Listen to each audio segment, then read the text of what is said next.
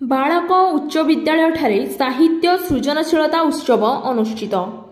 कोरापुट बालक हाईस्कूल ठारे आज विद्यालय तरफ भाषा साहित्य और सृजनशीलता उत्सव अनुष्ठित हो जाइछि। एथिरे कोरापुट पौरपालिका अध्यक्ष ललाट रंजन सेठी मुख्य अतिथि रूपे जोगदे भाषा साहित्य और सृजनशीलता द्वारा ही पिला माने आगो को बढ़ी पारिबे बोली कहिथिले।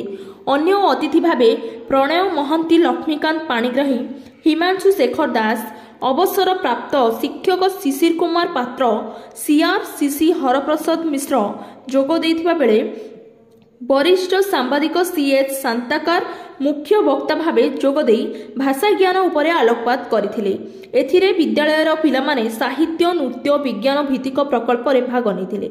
शिक्षयित्री श्रीमती राजश्री लावला मंच परिचालना करथिले। एही कार्यक्रम रे विद्यालयर समस्त शिक्षक शिक्षयित्री कर्मचारी सामिल होइथिले।